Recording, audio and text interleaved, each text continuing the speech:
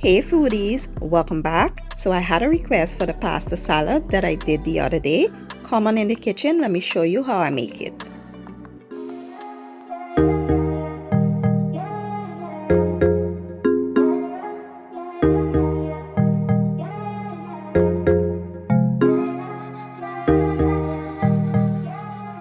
Alright guys, let's take a quick look at our ingredients. Today I'll be using bell peppers, onions, cucumbers, and tomatoes, but feel free to use any veggies that you prefer.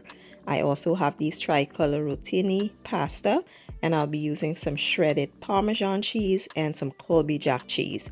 I also have here some parsley, and for my dressing I have Italian dressing, some Olive Garden dressing, and some ranch dressing. I have some paprika, seasoned salt, complete seasoning, and black pepper. So to some water, I went ahead and added some salt, and in with our pasta, we're going to give it a stir and boil until nice and tender. Once the pasta is done, you want to allow it to cool a bit before you start adding the rest of the ingredients. So here I added my vegetables, and we're going to season them and give them a real good toss. Now remember, this salad is very forgiving and it is versatile, so you can add anything you want here. Add or take away. Whatever you don't like, you can take away. Whatever you like, you can add, or just adjust it to your own preference. Then you want to just add all of your dressings like you see me doing here. You could add just one dressing if you like, but I like the combination of the three, so that's what I'm doing. And what I like to do is just add a tad bit of honey here, just to balance all the acidity from the dressings. It does not make the salad sweet, it just adds great balance.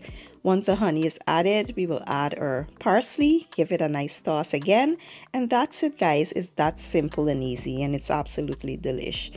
Now once you're done, you want to cover this and allow it to sit in the refrigerator for about an hour or two before serving.